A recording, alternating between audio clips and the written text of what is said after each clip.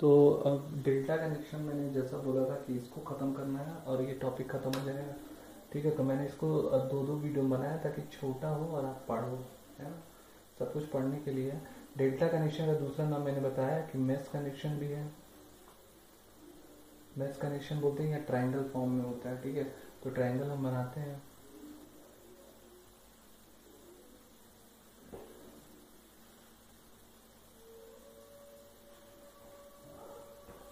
Important ये है कि आपको दिखे।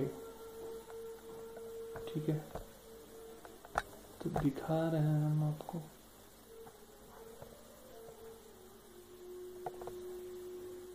अभी ये हो गया ऐसे। ठीक है, सेम तरह से चीजें समझिएगा। ये आर है तो ये होगा आपका आर डैश। ध्यान से समझिएगा, अगर ये आर है, ये आर डैश है, तो ये आर है, तो ये है वाई डैश। आर वाई भी ऐसे ही होता है, तो ये हो गया वाई। अगर ये वाई है तो ये हो गया बी डैश, तो ये हो गया बी। आर से वाई डैश कनेक्ट है, वाई से बी डैश कनेक्ट है, बी से आर डैश कनेक्ट है। ठीक है, ये है डेल्टा फॉर्म में। अब यहां से किसी डेल्टा में कनेक्ट होगा तो डेल्टा या तो चित्र बनाइए, ज्यादा टेढ़ा करने की जरूरत नहीं है, डायरेक्टली आप बना दीजिए। ठीक है, तो मैं आपको बना के दिखा रहा हूँ। आप देखिए, पहला देखिए, सपोज यहाँ पे एक कनेक्ट कर दिया, वहां पे भी कर देते, यहाँ पे दूसरा कर दिया, दो हो गया। अब तीसरे को मिलाना है, इसको ऐसे करके मिला देते हैं, तो ये है जेड, ये भी जेड है, ये भी जेड है। ठीक है, ये आर डैश कनेक्शन हो गया आपका। अब देखिए, ये आर है, वाई भी है। अब यहाँ पे आप देखिए, मान लो यहाँ जो करंट जा रहा है, आर में जो करंट जा रहा है वो है आई आर, वाई में जो करंट जा रहा है आई वाई। ध्यान से देखिएगा, ये थोड़ा सा बस समझना है। आई भी देखो, अब ये देखो, ये जो फेज है, ध्यान से देखना, ये जो फेज है, ये दोनों फेज जो है, ये वाई वाला फेज है, ये आर वाला फेज है, ये बी वाला फेज है। तो दोनों के बीच में जो वोल्टेज है वी आर वाई है। ठीक है, ये जो है वी वाई बी है, दोनों के बीच में है, ध्यान से समझना, है ना। यहाँ पे जो करंट है हमने मान लिया I1 है, यहाँ पे जो करंट मान लिया I2 है, यहाँ जो करंट है वो I3 है। थोड़ा सा समझना है आपको, इसको इस तरह से मिला दीजिए। यहाँ पे कोई न्यूट्रल पॉइंट नहीं होता है। अच्छा देखो, फेज है, आर फेज ये है, यहाँ से लेके इस पॉइंट से लेके यहाँ तक का आर फेज होना चाहिए, और यही वोल्टेज तो ये फेज है, और यहाँ जितना वोल्टेज होगा उतना ही वोल्टेज यहाँ भी हो रहा है। इसका मतलब ये तो आर वाई है, मतलब दो अगर फेज है तो ये लाइन वोल्टेज होगा, और यहाँ पे फेज वोल्टेज होगा। तो फेज वोल्टेज और लाइन वोल्टेज डेल्टा में तो सेम होते हैं। ये तो यहाँ से देख लो, सबके लिए वही सेम है, ये वोल्टेज होगा और ये वोल्टेज बराबर होगा। ऐसे ये वोल्टेज और ये जो वोल्टेज है वी आर, ठीक है, वी आर अगर हम यहाँ बना देते हैं तो ये भी सेम हो जाएगा। ठीक है, तो ये चीज आप समझ लीजिए, फेज वोल्टेज और लाइन वोल्टेज तो इक्वल होता है, ये डायरेक्टली हम लिख सकते हैं। डेफिनेशन मैंने बता दिया था, फेज वोल्टेज बराबर लाइन वोल्टेज। किसके केस में? डेल्टा कनेक्शन के केस में। अब देखिए, नया चीज जो है वो समझना है। ठीक है, नया चीज जो है वो आपको समझना है। क्या नया है? अब देखिए, इस पॉइंट पे केसीएल लगाइए।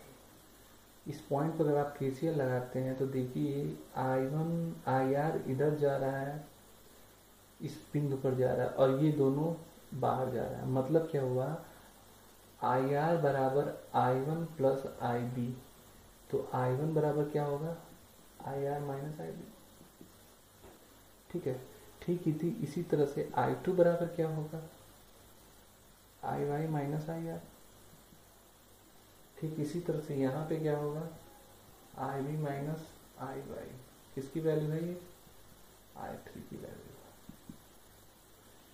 ठीक है, अच्छा यहाँ पे एक चीज और क्लियर हो जाएगा कि आप देखो कि इसमें, इस फेज के अंदर जो करंट है वो IR है, इसमें जो करंट है वो IB है, और इसमें जो करंट है IY है। लाइन जो इस यहाँ से यहाँ को जोड़ने वाली जो लाइन करंट है उसकी वैल्यू डिफर आ रही है। तो इसका मतलब क्या है, लाइन करंट और फेज करंट का रिश्ता जो होगा वह थोड़ा अलग होगा। तो लाइन करंट जो होता है वह होता है √3 इंटू √3 इंटू फेज करेंट। ये दो रिश्ते हैं जो आप याद रखिएगा। अगर इसको आप याद रखे हैं तो आप एग्जाम में अच्छा करोगे। और इसके बाद जो मैं आपको टॉपिक पढ़ाऊंगा कल, वह टॉपिक जो होगा वो होगा ट्रांसफार्मर से रिलेटेड, ठीक है। तो इतना पढ़ने के बाद, और मैंने आपको जैसे बताया है कि पावर फैक्टर इम्प्रूवमेंट का, फिर से समझ लीजिए, पावर फैक्टर इम्प्रूवमेंट का 3 लेक्चर 1 2 3 3 लेक्चर मैंने डाला है, लिंक भी दिया है। इसको आप पढ़ के तब इन सबको पढ़िएगा। ये वाला चैप्टर जो है खत्म हो गया। और इसके बाद जो आपको सिर्फ पढ़ना है ट्रांसफार्मर पढ़ना है, और मैंने सब कुछ पढ़ा दिया है। तो ट्रांसफार्मर में जो है आपका 2 दिन या जितने दिन में जल्द से जल्द खत्म करूँगा। आप नोट्स बनाइए, ठीक है। और आपको अगर डाउट्स है तो आप पूछिए। फिर से मैं बता देता हूँ, ये डेल्टा है, ये डेल्टा कनेक्शन है, आसानी से बना दिया गया है। अच्छा, याद रखने का तरीका भी बता देता हूँ।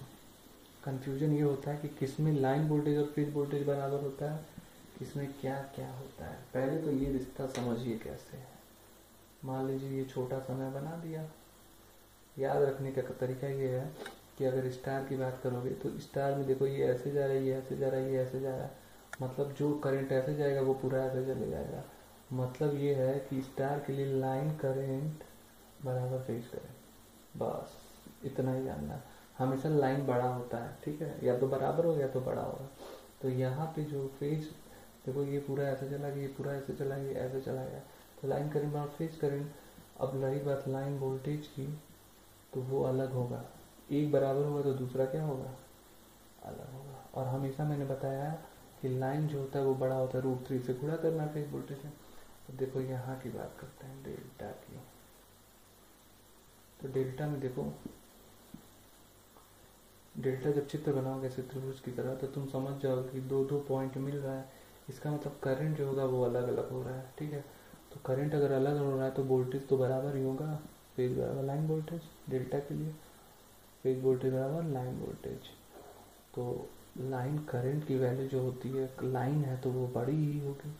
कितनी बड़ी होगी, फेज वोल्टेज से, फेज करंट से √3 टाइम्स ही होगी, ठीक है। इस तरह से ये चैप्टर आपका खत्म होता है। Okay bye.